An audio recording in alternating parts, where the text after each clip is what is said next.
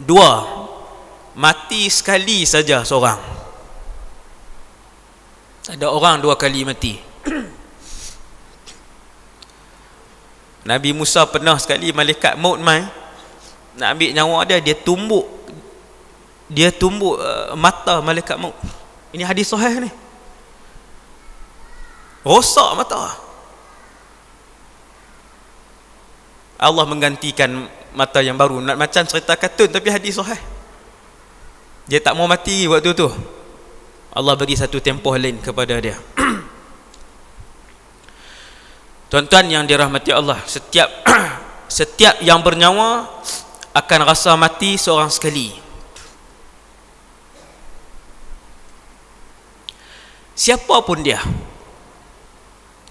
yang ada dalam badan kita ni ruh.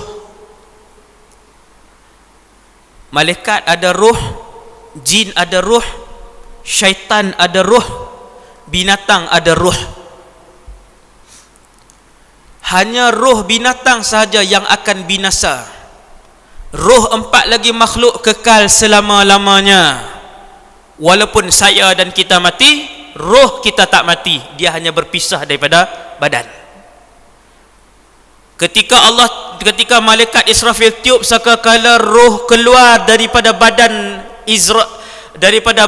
iblis, akan tetapi roh dia tak rosak, cuma keluar.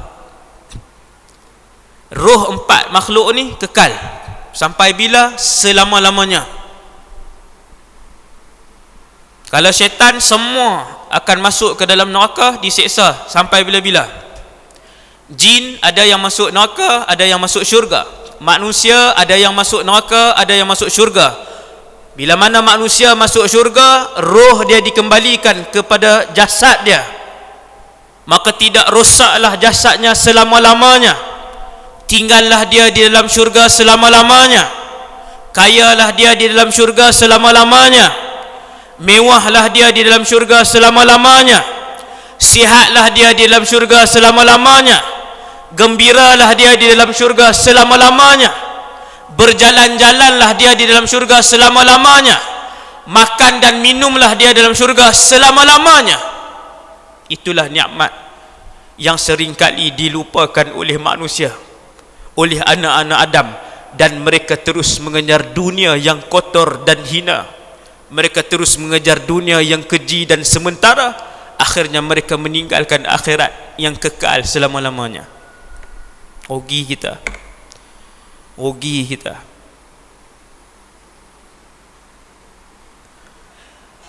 Yang ketiga, mati itu sakit.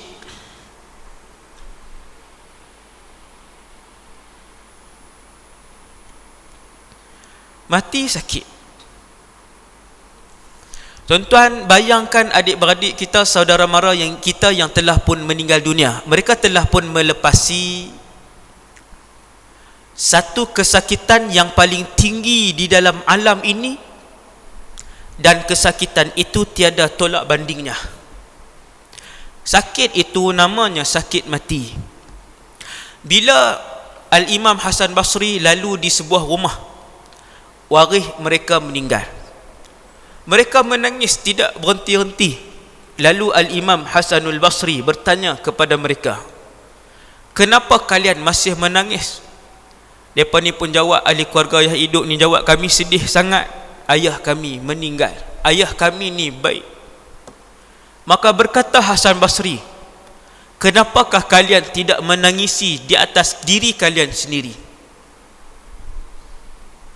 Kata Hasan Basri, sesungguhnya orang-orang yang telah mati, mereka telah pun melepasi beberapa perkara yang sangat besar. Antaranya ialah mereka telah pun merasakan sakitnya mati. Sepatutnya kalian menangisi diri kalian yang belum melepasi ujian yang besar tersebut, iaitu betapa sakitnya kematian yang akan kalian lalui. Ayah kita meninggal, dia dah rasa ada sakit, selesai dah. Ada anak tahfiz yang meninggal 24 orang, semua mereka dah rasakan kematian, sedang bersenang lenang di alam barzah sekarang, duk main dah no.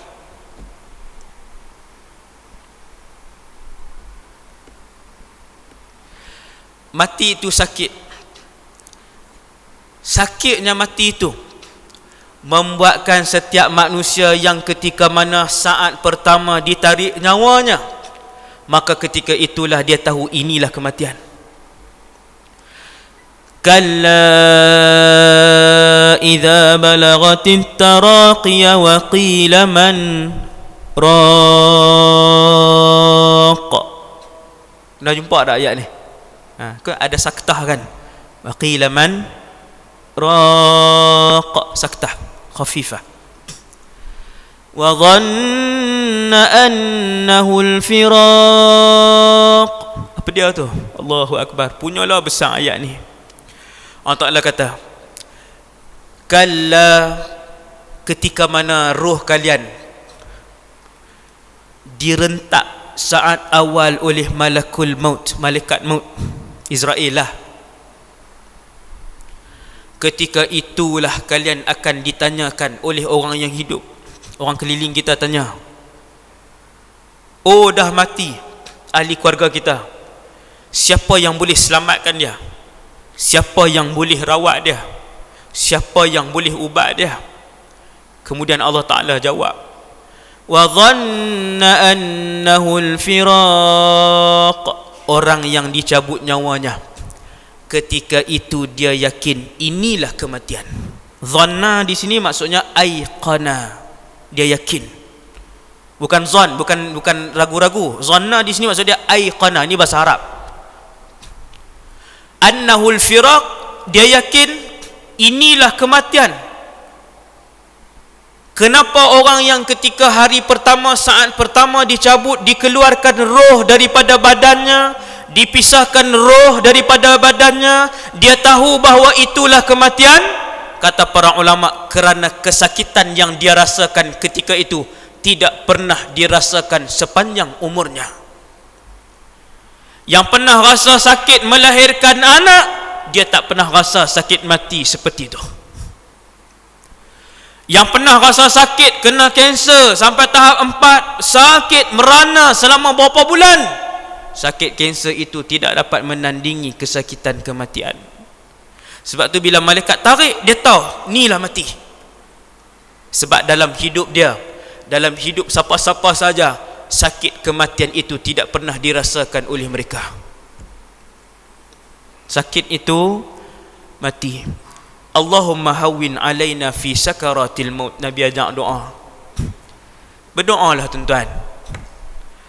Nak buang sakit mati tak boleh. Nak kurang boleh. Apa doa dia? Allahumma hawwin alaina fi sakaratil maut. Maksud dia, ya Allah, ringankanlah ketika mana kami menjalani sakaratul maut. Tuan-tuan tahu siapa lagi yang rasa sakit mati? Nabi Muhammad sallallahu alaihi wasallam. Adakah semua rasul merasakan sakit mati? Jawapannya ya. Semua rasul dan semua nabi merasakan sakit mati. Kita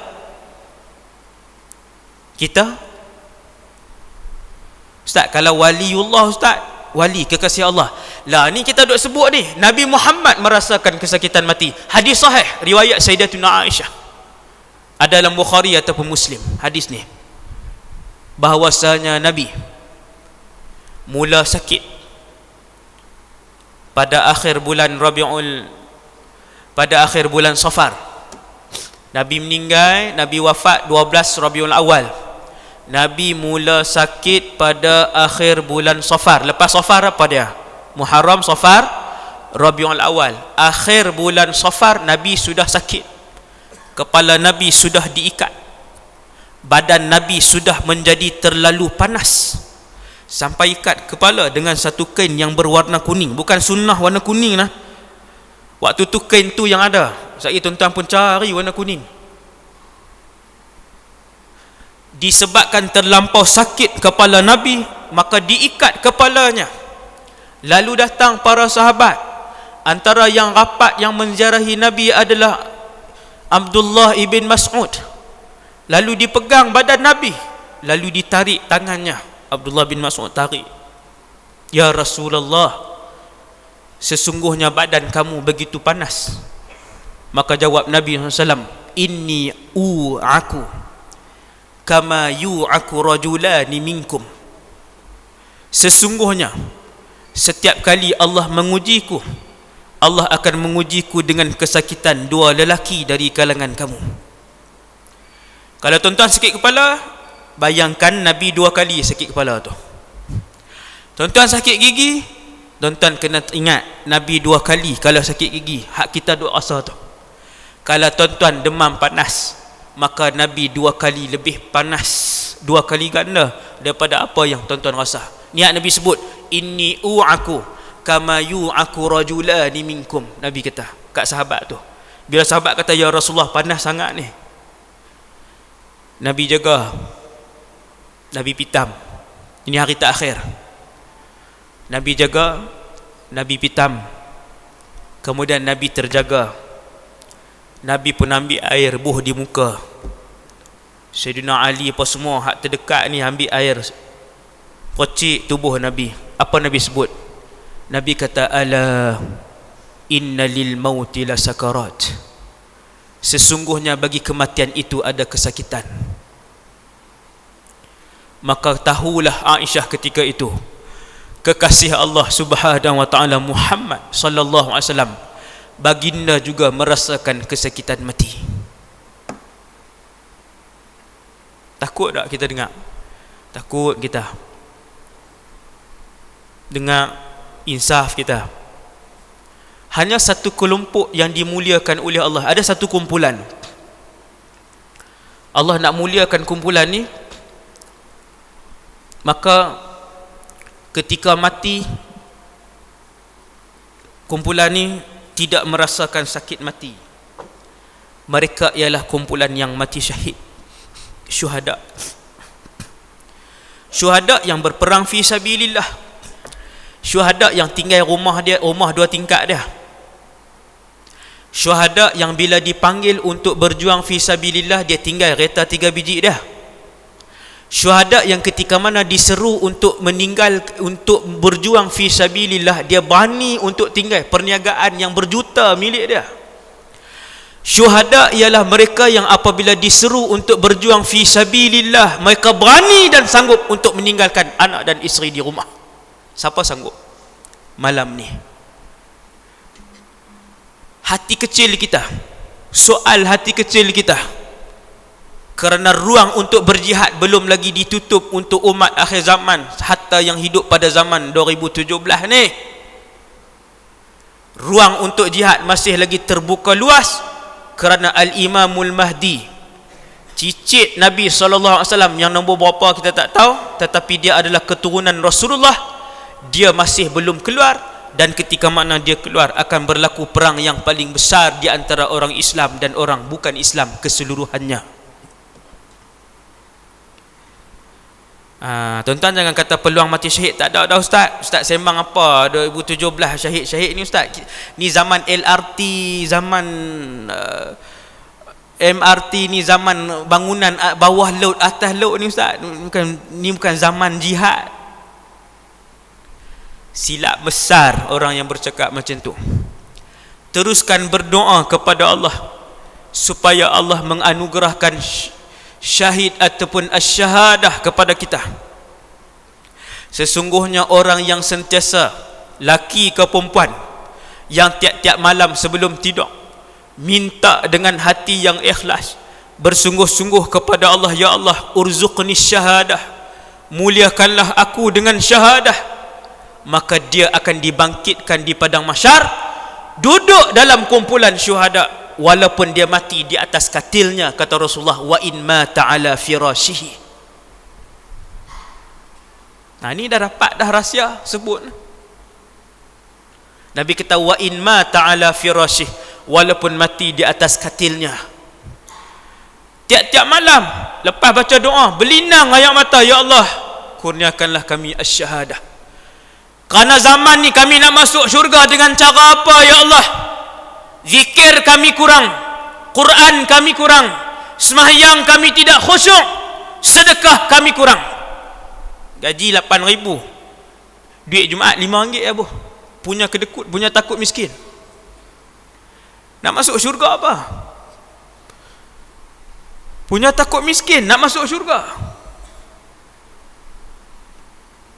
Sedangkan Nabi bersumpah takkan kurang duit orang yang bersedekah. Bersumpah-sumpah Nabi, takkan kurang duit orang sedekah. Tapi tak yakin kita dengan Allah Subhanahu wa taala. Syuhada tak rasa sakit hati.